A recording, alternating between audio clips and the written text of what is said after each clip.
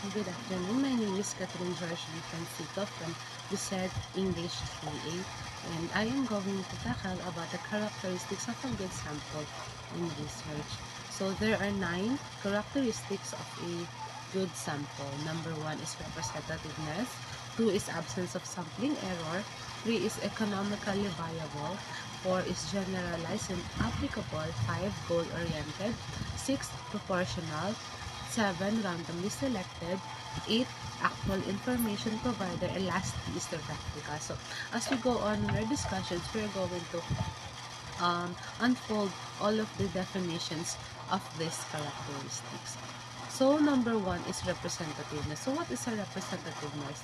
It says that a research selects a relatively small number for a sample from entire population. This sample needs to closely match all the characteristics of the entire population, and it will help generalize the results from a small group to large population being studied. So, in other words, a good sample accurately reflects the characteristics of the entire population and ensuring that the findings can be relevant to the larger group. And also, it captures the diversity in key traits of the population being studied. And the next one is absence of sampling error. So sampling error is the error caused by taking a small sample instead of the whole population for study.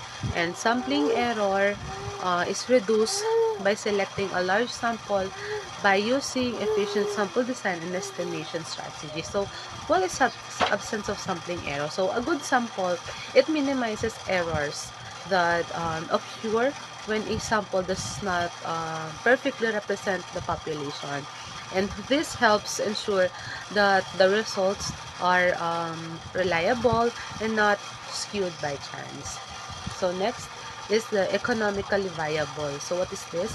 Studies have a limited budget called the research budget, and the sample should be done in such way that is within the research budget and not too expensive to be replicated. So if your budget is for example, amounting is 50,000. So you must not go beyond that budget. So it must be limited to that specific budget that you have. So the next one is generalized and applicable. So samples that it covers the whole population of the study and is not limited to a part. So generalized and applicable, a good sample also allows researchers to apply the findings to the broader population beyond the sample, and it ensures that conclusions drawn can be relevant in um, real world situations. And next one is the goal-oriented. A sample should be goal-oriented. This means and should be oriented to the research objectives and fitted to the research conditions. So a good sample is chosen specifically to meet the research objectives, and it focuses on the relevant traits or characteristics needed to answer the research questions. It helps in obtaining meaningful and useful data. The next one is proportional. So, a sample should be proportional and it should be large enough to represent the population properly. The sample size should be sufficiently large to provide statistical stability or reliability. The sample size should give accuracy required for the purpose of particular study. So, in other words, a good sample maintains the proportions of different subgroups within the population, and such as age, groups, or gender to accurately reflect the population structure. This also prevents over or underrepresentation of any group. Next one is randomly selected. So a sample should be selected at random.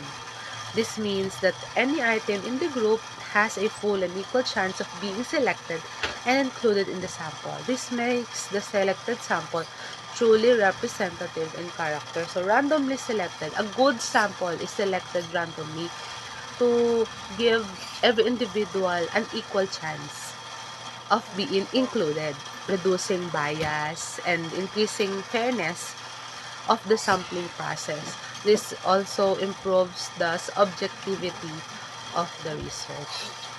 So the next one is actual information provider. So a sample should be asked to provide actual information required for the study research. So what is this? A good sample consists of real individuals or units who can provide genuine, truthful, and relevant information for the study. This ensures the data collected is accurate and trustworthy. So, for the next one is practical. A sample should be practical. The sample should be simple and it should be capable of being understood and followed in the fieldwork. So, being practical, a good sample is feasible to collect within available resources like time, money, and access. It balances ideal sampling with practical constraints to ensure the research can can be successfully conducted. So, so to summarize it all, a good sample in research is representative of the larger group or population being studied, meaning its characteristics mirror those of the population as closely as possible. This representation minimizes sampling error, allowing researchers to generalize findings from the sample to the broader population with confidence. So furthermore, a good sample is selected using appropriate sample techniques, ensuring that every member of the population has a known chance of being included, reducing biases, and increasing the validity of the research.